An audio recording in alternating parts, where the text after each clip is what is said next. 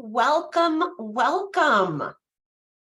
Thank you to everyone who is joining us live for the first Wednesday edition of our Friday Lunch and Learn series, Passages in American Art, a behind-the-scenes look. If you are watching this recording on YouTube, I don't know what day it is for you, but I'm delighted that you are spending part of it with us. So welcome. Passages in American Art is a fundamental reinterpretation of the Portland Museum of Art's collection that integrates Atlantic narratives and Indigenous perspectives to really expand the story of American art. Passages reflects the expertise and partnership of multiple thought partners and reveals new ways of looking at some of the museum's most beloved works of art, as well as new acquisitions, commissions, and select long-term loans. Here to tell us more is Ramey Mize, Assistant Curator of American Art at the Portland Museum of Art. Ramey joined PMA about 18 months ago and brings an incredible experience with nuanced and expansive exhibitions of American art and a commitment to really prioritizing narratives of cultural entanglement, connection, and exchange. I am so excited that Ramey's with us today. Welcome. My name is Kathleen Neal. I am the Senior Director of Policy and Partnerships here at Maine Conservation Voters and Maine Conservation Alliance. Our organizations represent more than 13,000 members and supporters dedicated to protecting Maine's environment and our democracy. MCA does that through education, collaboration, and advocacy, and MCV by influencing public policy, holding politicians accountable, and winning elections.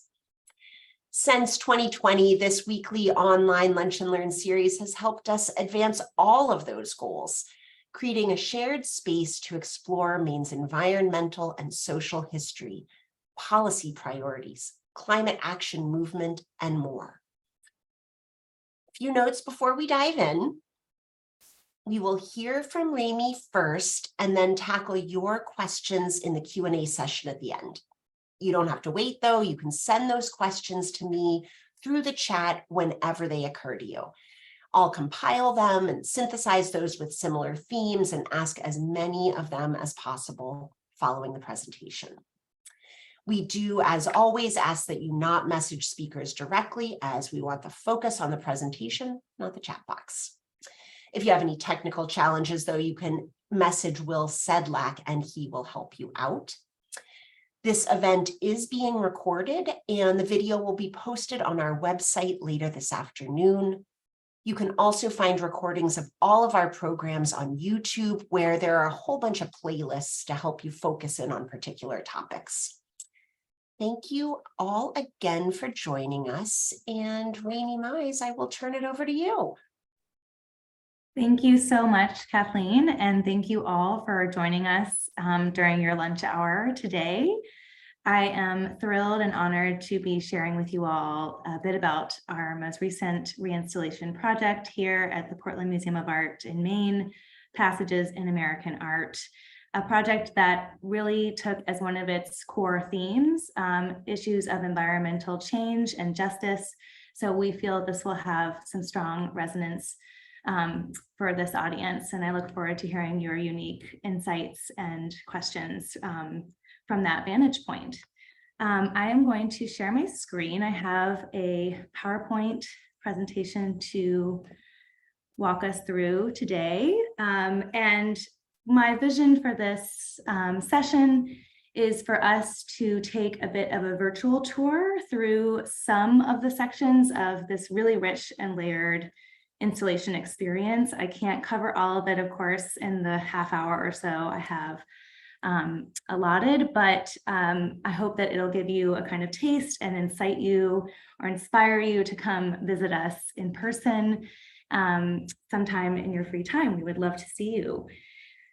So without further ado, I'll just share a little bit about the background of this project and what kind of led us to this moment. It began almost 3 years ago in a series of discussions about what it might mean for a museum to present a much more expansive story of art of this place, one that wrestled with difficult histories, but also centered works of art as sort of portals to those histories. We wanted to proceed bringing out both beauty and bravery and how we encountered these themes. And our vision really began to take form when a wonderful cycle of grants from the Terra Foundation for American Art was advertised, focusing on permanent collection projects that addressed contemporary and historical inequities in presentations of American art history. So Terra very generously funded this project, so I want to say thank you to them and their team. And we felt that this collection here that we have at the PMA was really well poised for this revisioning. Given the transatlantic nature of much of our art here, Maine's maritime connections to the transatlantic slave trade, and our growing commitment to bringing Wabanaki voices into our galleries, we knew that there was a story to tell, and we wanted to tell this story in community with community partners. So all of this kind of behind the scenes work was brilliantly orchestrated by my colleagues, Shalini Legal, our chief curator, and Christian Adame, who runs our learning and community collaboration department here. They applied for the grant and they had this all teed up for when I arrived some 18 months ago, as Kathleen mentioned. So it was just an extraordinary opportunity as someone like myself who has some education in American art to think about how we might activate it in these new ways with these new priorities in mind. So it was a very collaborative, very fluid process, and I'll speak a little bit more to that in a minute. But just to give you a sense of kind of the thematic overview, Passages reflects a commitment to telling manifold, intersecting histories of the land and waters that we call home, a place with many names and meanings that predate, resist, and complicate the colonial appellation America. Here in the land of the Dawn, a region encompassing present-day Maine and maritime Canada, the Penobscot, Passamaquoddy, Maliseet, Mi'kmaq, and Abenaki nations of the Wabanaki Confederacy stewarded these lands and waters for thousands of years before the establishment of national borders and state lines, and they continue to do so today. As Mojave poet Natalie Diaz has written, quote, "America is my myth."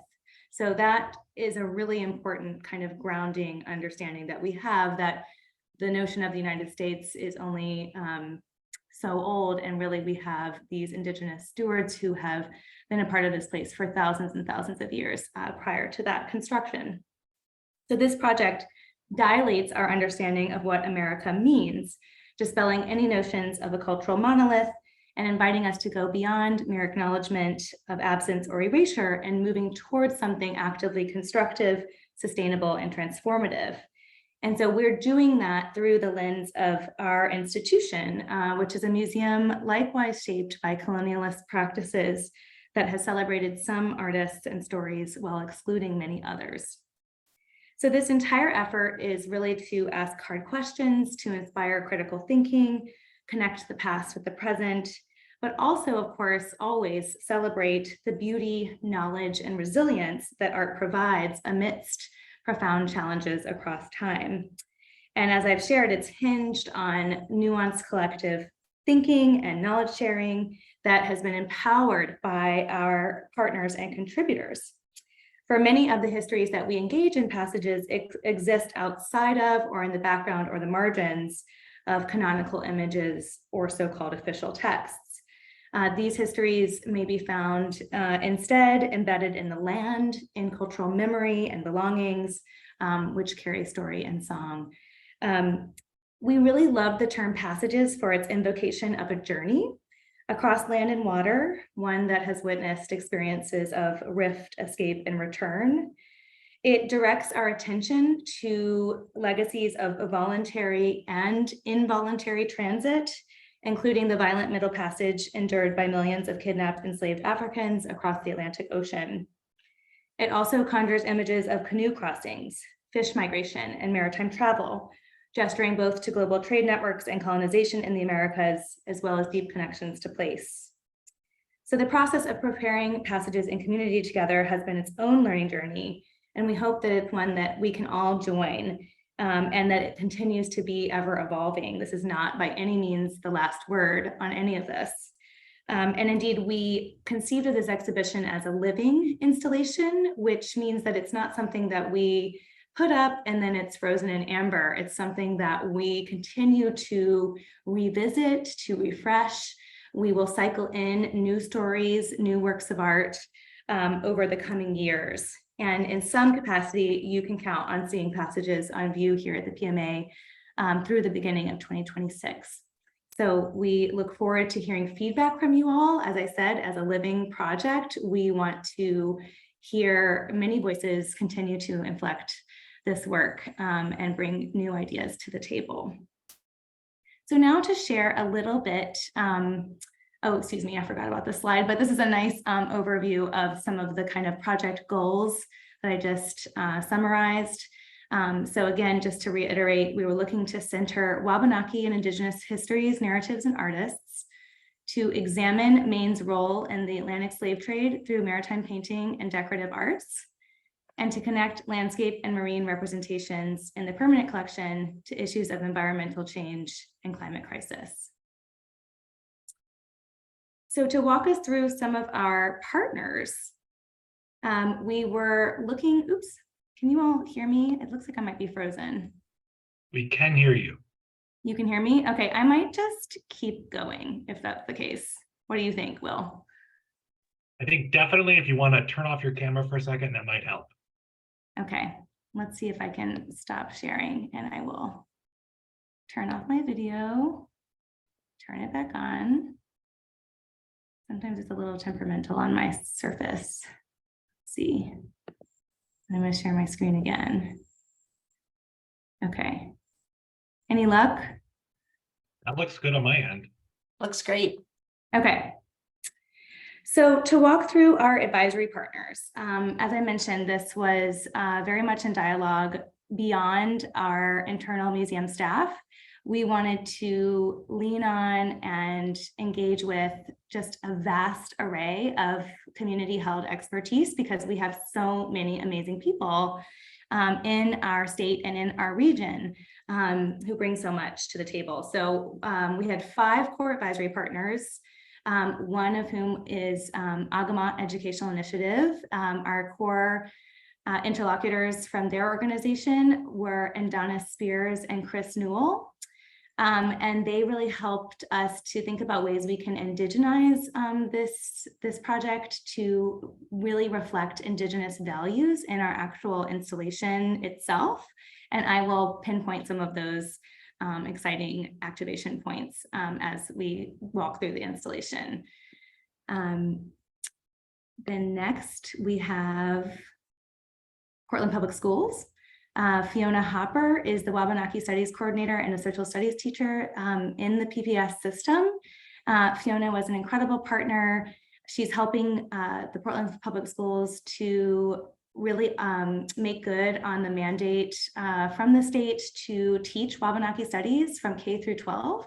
They're unrolling some of that curriculum starting this fall, and we wanted our project to dovetail with those efforts. So when school kids come and classes come to the museum, we wanted them to encounter works of art or ideas or themes that buttressed what they were learning in the classroom as part of this Wabanaki Studies curriculum effort.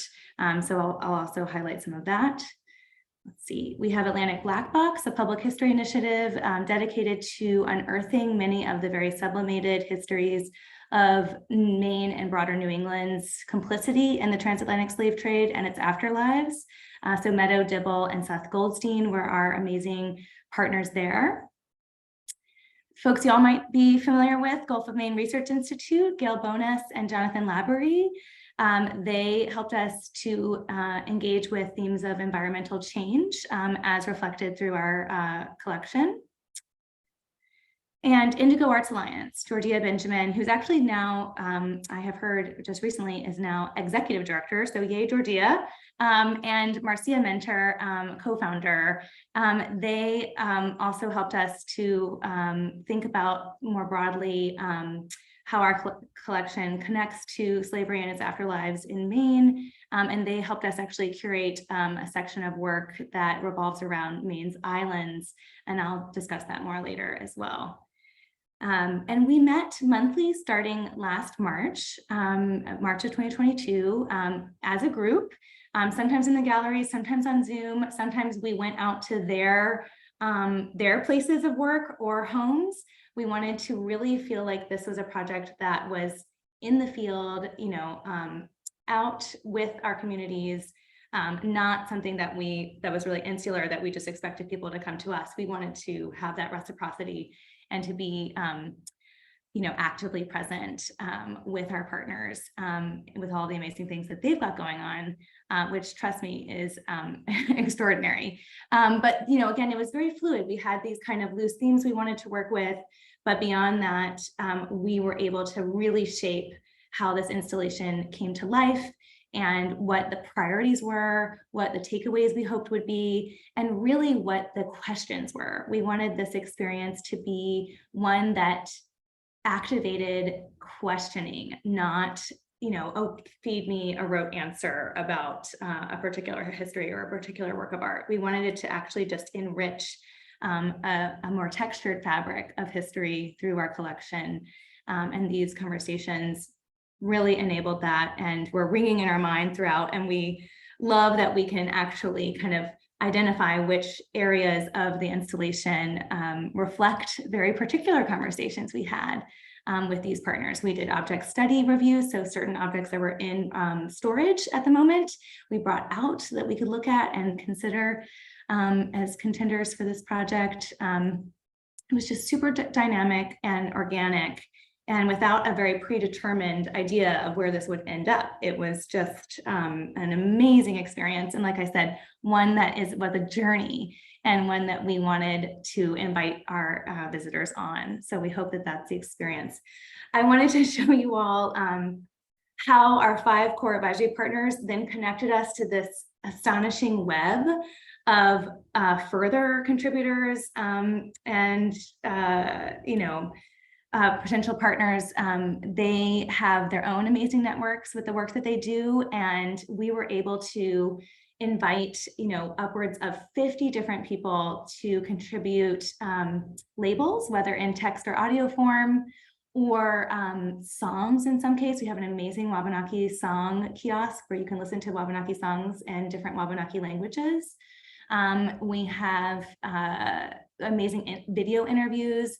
It runs the gamut. So we wanted to have that richness of our community knowledge present in this project. And I think what's so cool is, like, maybe you'd recognize a neighbor or someone you know in the community, or a friend or a family member in this group, and you can know that this is, you know, really our project in that sense. And we look forward to inviting additional contributors as this grows and changes in the coming years. This is an exciting just snapshot from our opening program that took place on June 1st to really kick off Passages and its opening. And we invited representatives from those 5 core advisory partners to really tell us their experience of the process, to share insights from that journey, and to really focus on, you know, the kind of incredible new sort of benchmark for working with permanent collections to kind of bring this chorus of voices along in conceiving it. And it was just an amazing thing to witness. It's on our Vimeo page, so you can listen to that if you want to hear from them directly. And I really encourage you to do so. I'm just one voice, clearly, of many. And what I love, this is a nice transition because it shows on the screen there behind them, an installation in progress of a mural that we commissioned as part of this project. And it's on loan with us now from Wolastoqiyik artist Emma Hassan-Pearly. And I will use that as our entry point into the installation proper. So when we were thinking about Wabanaki art and wanting to bring that, into a pride of place in these galleries, we were very mindful of scale, and we were mindful of not thinking in terms of linear time, but thinking more holistically and sort of cyclically about time. And Emma is an extraordinary art historian, artist, curator in her own right. She's from Tobic First Nation in New Brunswick, Canada, and Wabanaki homelands, of course, transcend beyond these national borders to incorporate Northern New England and parts of maritime Canada. And so it was just amazing. We brought her here, and she completed this mural called Wesue Tepalomosu, which considers Indigenous women's marks on the landscape, which were and continue to be historically erased by settler colonialism. But she wanted to celebrate the vital role of women leaders in her community, in Wabanaki communities, through roles such as the hunt, packing up and moving camp. And so you see at the far left, 2 figures portaging a canoe. It's the image, that sort of vignette that I started my presentation with, and then paddling that canoe. And you see all kinds of connections to different life forms and foodways, and even origin stories, all coalescing in this mural. And she was really inspired by the idea of this concept of passages that we shared. And we were interested in how so much of Dawnland is crisscrossed by bodies of water and really merit water travel, and that Wabanaki individuals and communities perfected water travel through the incredible technology and art form of the birch bark canoe. And so she wanted to really celebrate that in this mural, and did so in a stunning way with this project. And she's just showing, in her words, the birch bark canoe is our most important technology, as the canoe connects Wolastoqiyik to water. It represents an everlasting reciprocal relationship with waterways that have sustained our lives for generations. And so she was here with her mom, and we had assistance from Marissa Jolie, a Mi'kmaq artist here in Portland, who helped bring this to life, along with 2 amazing staff members here, Emma Sullivan and Lark Wasinis. And it was just an incredible, just galvanizing experience to really kind of commence our reinstallation process, and to just bring this immersive, enveloping idea and story so palpably to our halls. So this is what you're met with if you ascend the stairwell to the 2nd floor of our museum.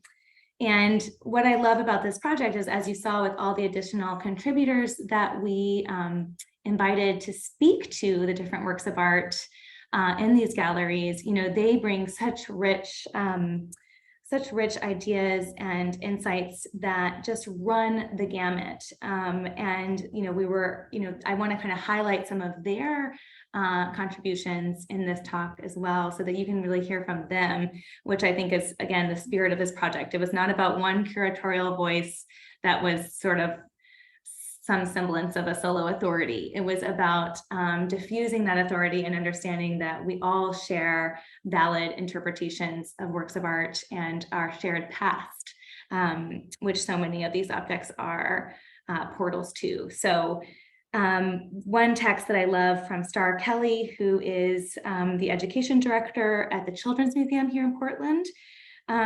She spoke about birch bark canoes, knowing that they were an important theme in this project. And she said, quote, "Anytime I see a birch bark canoe, I think of the values of community care and taking care of the rivers and the waterways that have sustained Wabanaki communities for generations. Those of us living in this territory need to ask, why are those values still important? Why are people still advocating for the rights of the river? The rights of the river are not separated from the rights of human beings. We do have a responsibility to care for the waters because the waters care for us so much. Not only has settler colonialism sought to destroy Indigenous communities, but it is also the system that has sought to transform the physical landscape in the pursuit of extraction from the lands and waters. It's through the process of advocating for the rivers, for the cleanup of toxic waste and the removal of dams in the rivers, that there is this restorative process that's taking place. As people look at this birch bark canoe, I hope that they think about their own relationship to their watershed and consider the role of Indigenous people in restoring the waterways and in the need to rely on ancestral knowledge. And she concludes by asking several questions. Are you in relation to water? What are your responsibilities to the watersheds? Are you willing to listen and learn from the rivers? So that was interpretive text that Star Kelly contributed to us that I think just encapsulates just the motivation for this project and kind of the ideas of the questions that we wanted to kind of echo and ring throughout the space and throughout our minds and hearts as we encountered these themes. This idea of a river journey, we wanted to kind of bring that home in this amazing paddle that was chip carved and incised by Penobscot artist Joe Hagadena. This is in our other intro wall that you'd encounter if you came up to the second floor on the elevator. Joe learned chip carving from his father, Stan Neptune, who himself learned from Penobscot elder Sanabe Francis, across a continuum of teaching that supports Penobscot cultural preservation through generational exchange. We see that Dana has etched undulating interconnected Wabanaki double curve designs across his paddle's grip and blade. The mirror image of the double curve represents many different things, but some might include balance or community, relationships to plant life, as well as perhaps the flow of water. It's a really rich Wabanaki design precedent that he is celebrating here. And the Penobscot ancestral homelands encompass the Penobscot River watershed in what is now Maine, New Brunswick, and Nova Scotia. And the Penobscot River has undergone the habitat degradation of native sea run fisheries like Atlantic salmon and shad due to the addition of dams that have blocked natural fish passage for more than a century. In recent years, however, a growing movement towards undamming and restoring river channels has arisen through the work of organizations such as the Penobscot River Restoration Trust. Between 2012 and 2013, the Great Works and VZ hydroelectric dams were removed from the Penobscot River. Dana was present when excavators first breached the VZ Dam's structure, as you can see in this amazing photograph here. He made his way to the newly liberated waters in a birch bark canoe, gliding across the river with the help of a paddle, much like the one that he made that is on view here now. So again, thinking about passage as our theme, thinking about the vital role of fish passage and water passage, healthy flow through our rivers and marshlands and marine environments, and how crucial that is to the broader health of our full ecosystem. And Wabanaki people have led as activists and leaders this charge to find ways to heal these rivers. And I think that that's what Star was asking us to think about, you know, how can we contribute and participate in that process in any number of ways from our different positions and abilities. So this is just a beautiful story, one of many that we highlight in this project. And, you know, just to highlight the amazing vessel itself, we are so lucky to have been able to borrow on long-term loan from the Hudson Museum in Orono, Maine, this historic Penobscot birch bark canoe from the 1880s. Gretchen Faulkner, their director, and Sky Heller, their registrar, have been extraordinary partners to us. In exchange for this loan, we have built a custom mount with the help of Reed Hayden and birch bark canoe expert Steve Kayard. And this mount that you see is the cradle that's the support for this canoe in our gallery. This will now, when the project is over, it will go back to the Hudson so that they might use it in the years to come. So that was an amazing reciprocal mutual agreement that we came to, and we are so fortunate to have this powerful art form present in our galleries.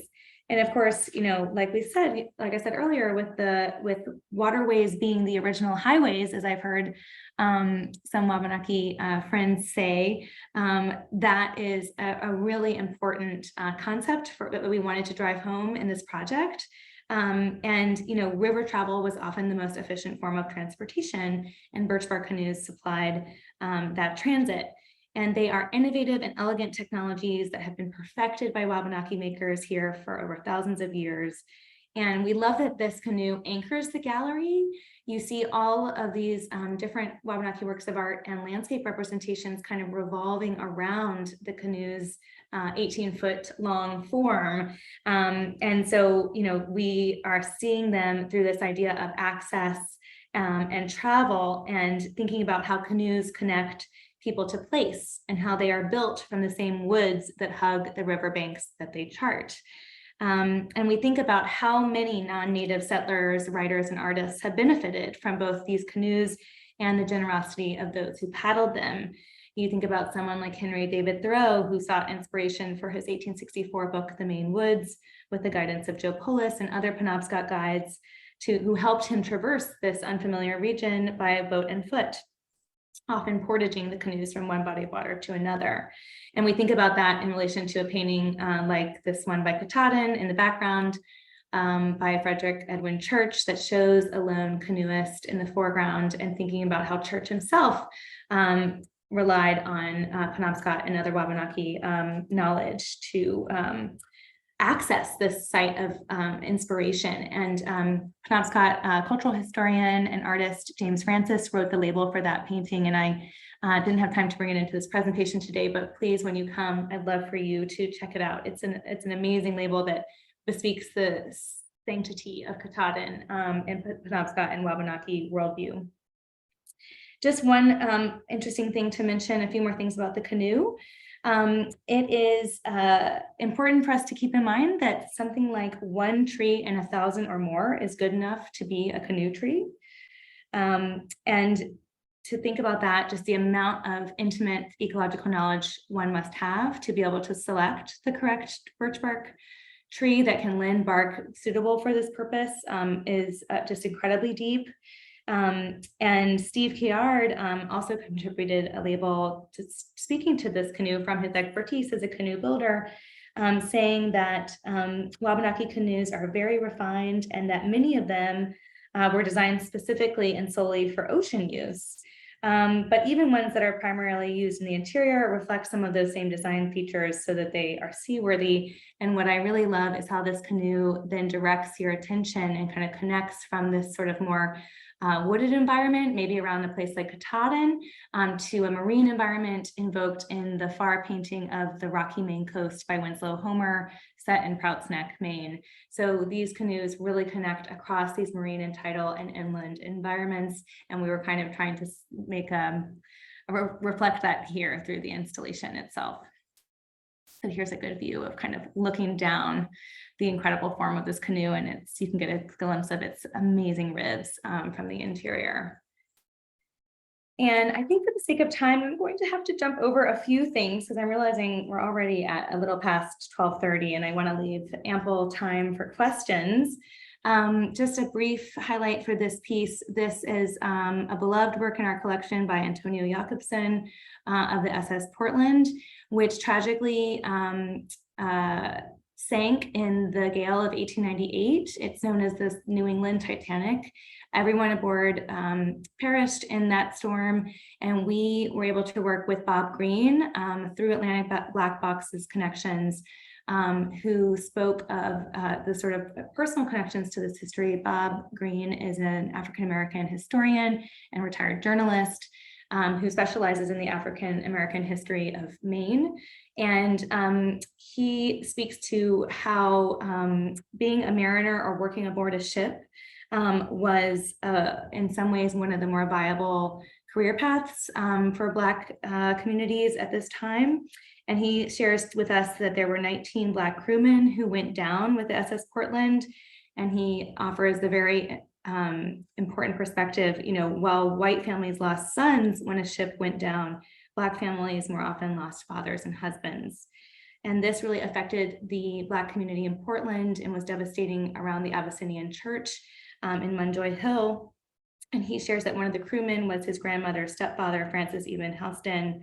And so to bring that personal history to bear, and I think this is really important across a number of registers, but for this conversation, if we think about environmental history, how different environmental and ecological disasters affect different communities very differently. And of course, that's something that we are contending with and need to attend to very actively today with growing climate change crises that affect more often communities that are less affluent and not as much first world communities. And so we need to, I feel like this is an important kind of story that might help us connect to some of those present day concerns.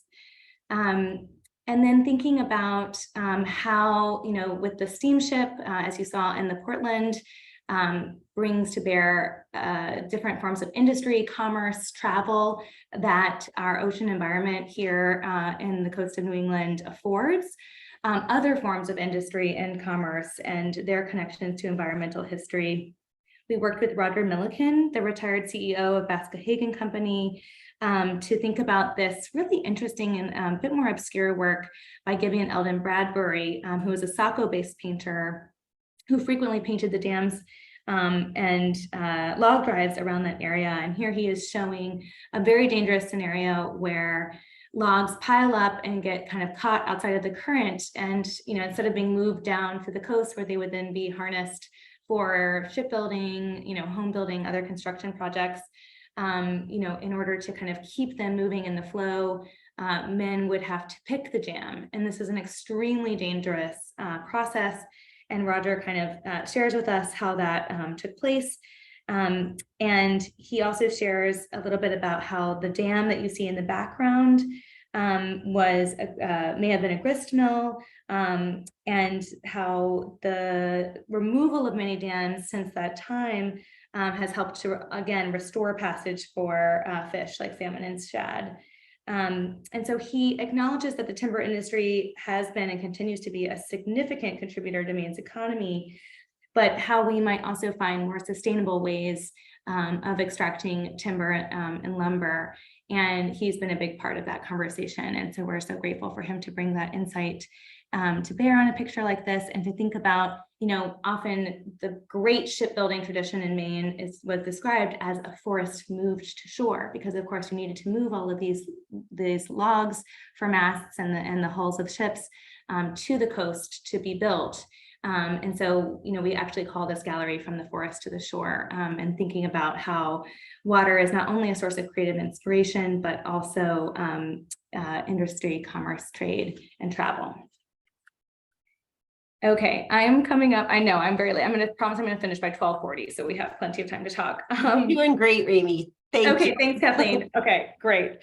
There's just too much to share. Clearly very excited. So I want to highlight this very special basket that we commissioned from Teresa Secord, a Penobscot activist, geologist, artist, and co-founder of the Maine Indian Basket Makers Alliance.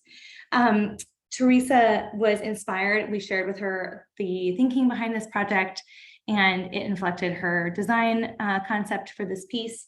And as you see, there is a gorgeous spiral atop the basket that is actually inspired by the periwinkle, an abundant species of sea snail that is a traditional Wabanaki food harvested along the rocky Maine shore. This piece is titled Supek, the Passamaquoddy word for ocean, and the basket evokes the sea through its vibrant blue and green palette. According to researchers, the ocean in the Gulf of Maine is changing color over time. Maine biologists from Bigelow Laboratories have discerned a gradual yellowing of the ocean's appearance due to rising levels of dissolved organic carbon from river runoff, as well as related decrease in phytoplankton production. And the blue and green colors represent the colors of a healthy bay. And Teresa actually sourced earlier samples of those from Casco Bay from the early 20th century, if I'm not mistaken, with the help of Bigelow Labs to sort of pinpoint this palette that she wanted to harness to showcase a healthy ocean, what it would and should look like. As you see, wound around the sides is a sort of lighter brown-green material, which is actually braided sweetgrass. And for her, these elements represent sustainability in the face of climate change, as invasive plants have come into increasing competition with this sacred grass across the coast.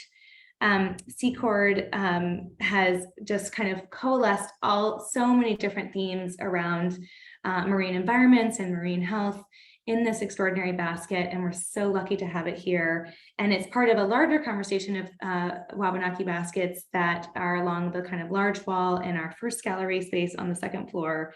And we're looking to really celebrate the foundational role that basket making has played in the economic, cultural, and spiritual life of Wabanaki communities. And we were excited to display them across, let's see if I can find an image of it here. You can kind of see it here in this image against the backdrop of a view of Tumbledown Mountain that was photographed by Mi'kmaq photographer Jared Lank. It's a spectacular, immersive sort of backdrop that we were hoping to kind of remind people about how these baskets rely on natural materials from brown ash, which is, grown in these inland forest environments, but also sweetgrass found along the coast.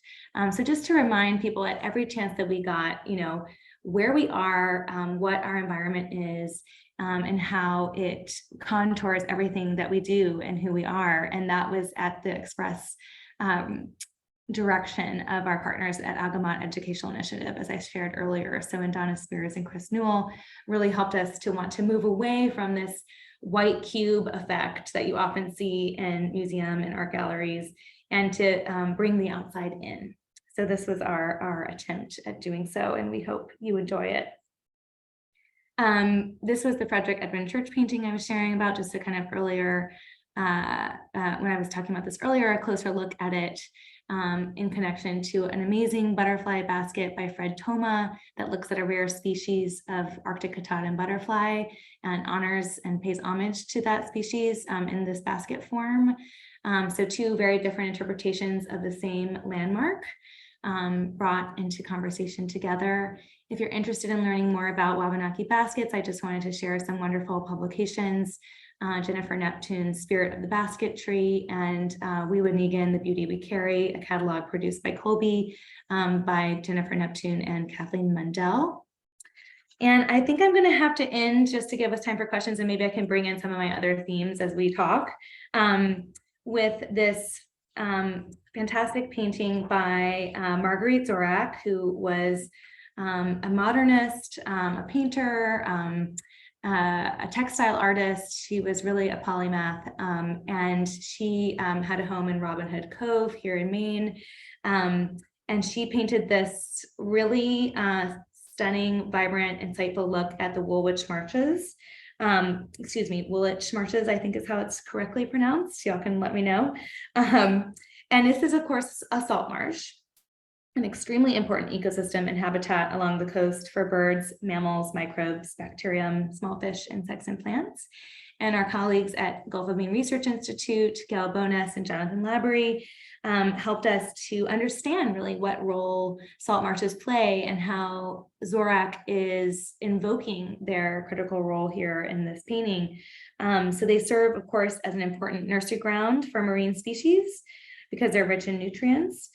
They mentioned that these are very important carbon sinks. Marshlands are just as important as carbon sinks, if not more important than something like the Amazon.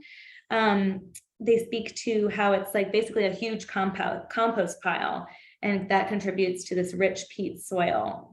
But of course, as sea levels gradually rise, the marshlands also rise as these really high tides, these sort of extravagantly high tides deposit different layers of added silt.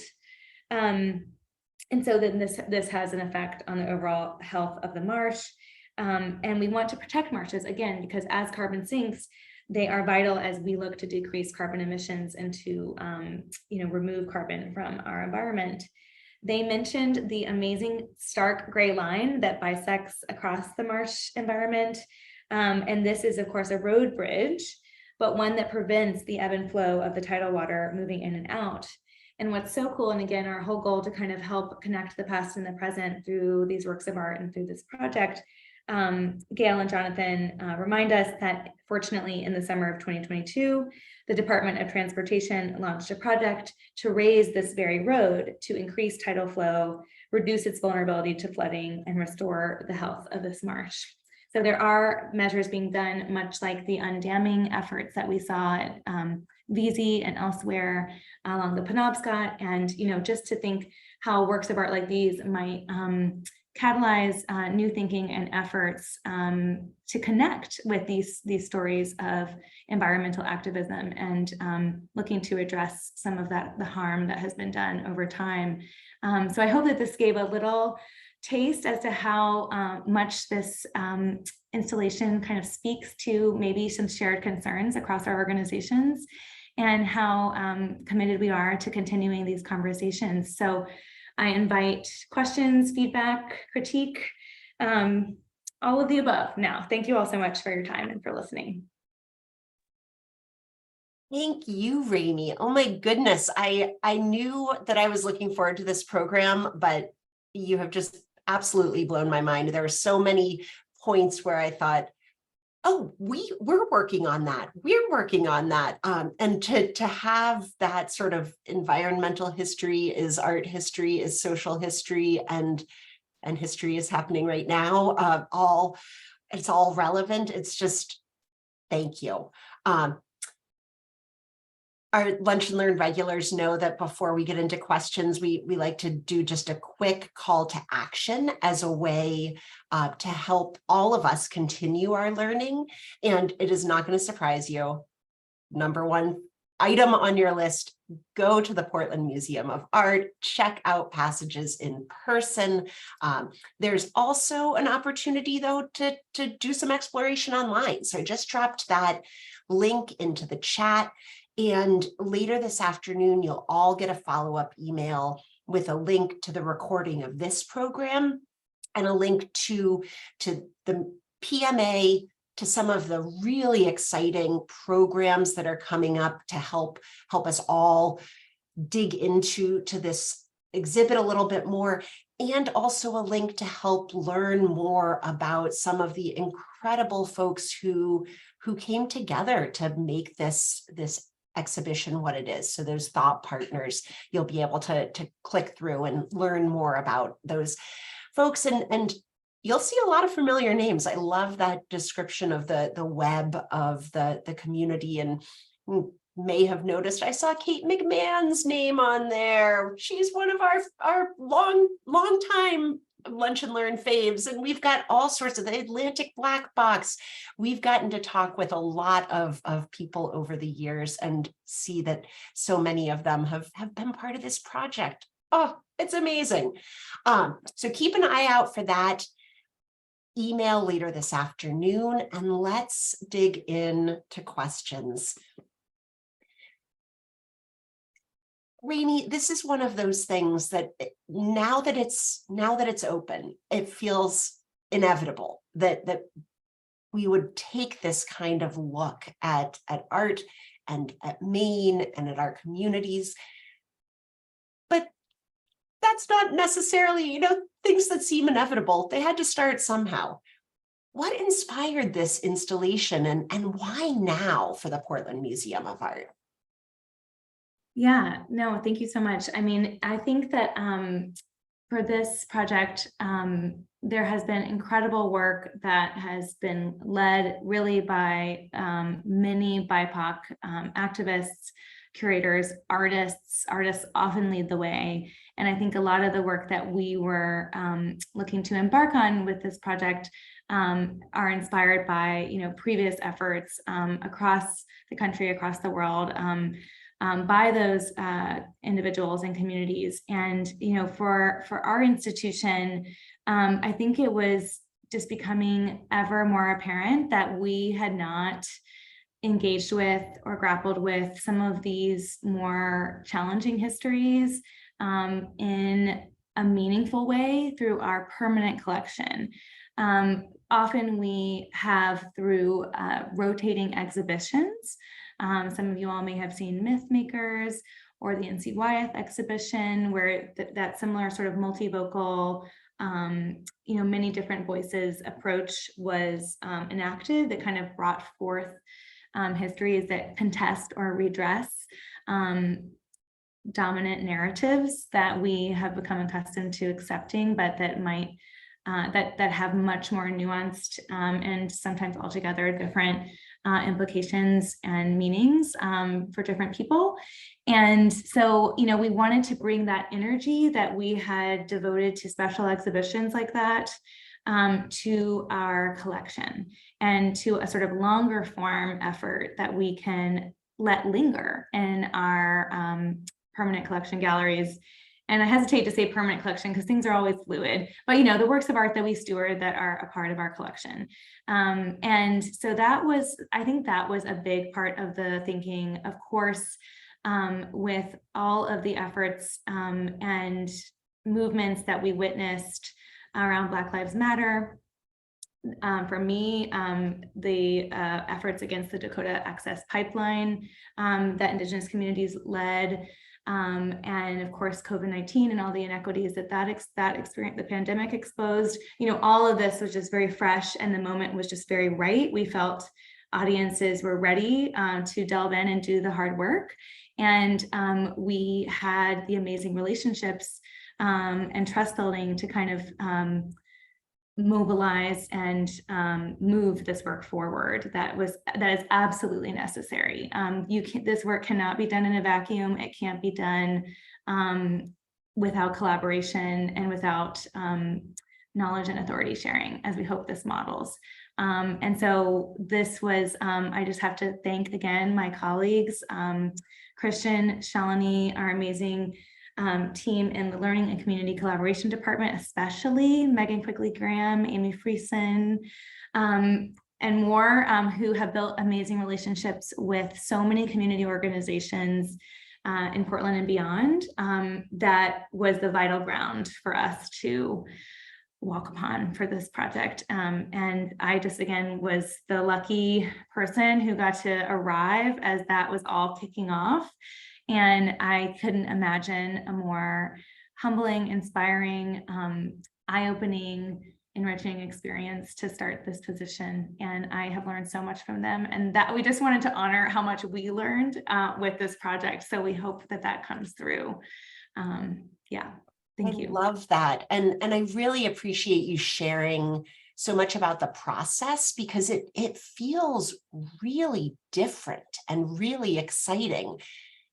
And I say that, and then I remember that I actually don't know anything about the way art exhibits come together in museums. So is this really different and exciting, or is this something that you were able to say, oh no, we just copied and pasted the model? Obviously the people are different and the communities are different, but people do this all the time, or is this really a new frontier? Yeah, great question. So we, advisory councils, advisory partners, that is a pre-existing model for museums and cultural institutions of all kinds.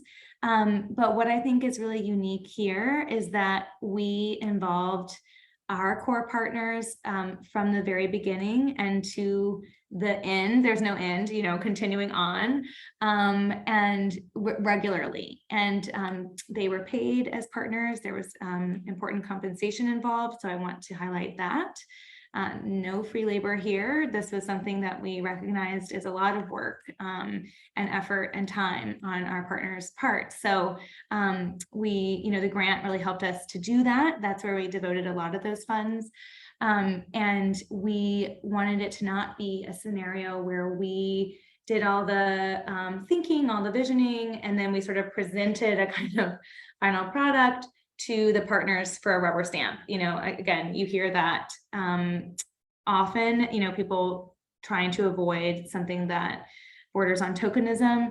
But for me, this project was it was so far from that. I mean, we were in the depths of this work together from start to finish as a group. And that was so cool, because often as a curator, you are kind of working in your own little lane. You're like, I've got this project, an exhibition idea. And of course you rely on your team members and your colleagues to realize it. But as far as the content is concerned, you're kind of the content driver.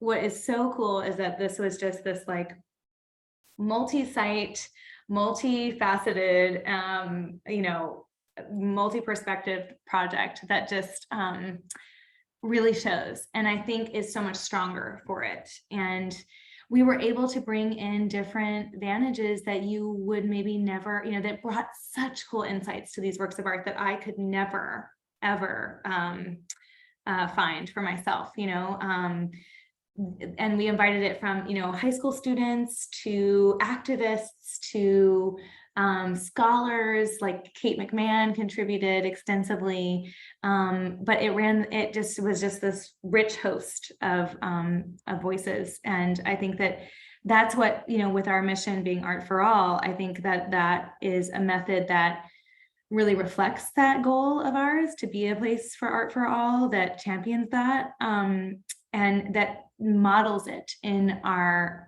gallery spaces, in our interpretive strategies. And this project really, really does so. And Kathleen, I wanted to take an opportunity one more time before we have to go. I just wanted to share with everyone this program that we have coming up this Friday, that I invite you to register for. It's free. It's in partnership with the Maine Historical Society. We are looking very closely at this birch bark canoe and its ties to the Portland Society of Natural History, which is the subject of the Historical Society's Code Red exhibition at present. And we have invited Penobscot writer and artist Jennifer Neptune, Penobscot photographer, videographer, and Maine guide Jason Pardilla to speak to this amazing canoe in all kinds of different levels and layers. So we'll start at Maine Historical, and then we'll walk across the street to the PMA, and it'll be a really rich conversation. And I just invite you all to join us to kind of continue with this discussion. That is so cool. And we will absolutely include the information about that program in the follow-up email. So I have a feeling we're going to be seeing each other. Wonderful. Ramey, one of the things you mentioned was the sense that audiences were ready, right? That visitors to the museum were ready to do this hard work. So I have to ask, what's the reaction been like so far? What are you seeing in the museum as people make their way through? Yes, I can say that it has been extraordinary to hear from so many different people how much this project has meant. I think for me, perhaps at one of the more meaningful reactions came directly from our core partners, because of course they were in the conversations with us. We shared layout ideas, we tried to make it as concrete as possible, but of course it's not until you're in the space that you get to see it all in the flesh, so to speak. And they were really moved by it. And I think I don't want to speak for them. I really encourage you all again to take a look at our Vimeo page. Maybe we can include that, Kathleen, in the email. That is the recording from our opening event, because they really share what their impressions are of how it all culminated. And I think the big takeaway is that they felt heard, and they felt like they could really concretely tie the priorities, themes, conversations that we had over those many months physically to the space, conceptually to the texts and the interpretation present there. And it's like, I could mind map that, but I wasn't sure if they could, and I think that they really could. And I wonder if I can just quickly pull up a wonderful comment that we had from a visitor. And let me just see if I can do this really quickly in the next 10 seconds. Okay, yes, here we go. Just to give you something concrete. Okay, from a visitor, I really enjoyed Passages in American Art, a multi-layered exhibition and views of place, purpose, and history. Honesty, who is here first and what is valued and valuable. I used a free pass from my library for this Amtrak visit to Portland. I hadn't been there in many years. I had been to the PMA twice and was thrilled and inspired and grateful for the Passages exhibit. I didn't need or want to absorb anything more. Thank you for moving beyond Maine, Anglo, and European art. So that's a concrete piece of feedback we got from a visitor quite recently. And I think that's what makes this work feel so meaningful and worthwhile. It's so beautiful. And I've got a flurry of chats that you can't all see of, can't wait to check out this exhibition, can't wait to be there in person. And I feel that way too, Ramey. I'm so grateful to you for walking us through this really exciting and necessary, I think, project. Thanks to everybody at the Portland Museum of Art. Please let all of your colleagues know we're grateful for them, and huge gratitude going out to all of those partners in that complex web of relationships who gave their time, well compensated. Thank you for pointing that out, but still their energy. And thanks to all of you for joining us. You will get a follow-up email in the next couple of hours with all of those links and the recording. Feel free to share it far and wide as you're recruiting folks to go to the museum with you. And I hope that you will join us next Wednesday for a very different kind of program, Maine and Fair Federal Courts, a state and national perspective with the Leadership Conference on Civil and Human Rights. So I love that this program lets us bounce around to all the things that we care about and all of the ways that we interact with the world. Ramey Mize and the Portland Museum of Art, huge thanks to you. Can't wait to check out the exhibit myself and to see many of you there. So thank you. Have a fabulous rest of your day, and till next time. Thank you all. Take care.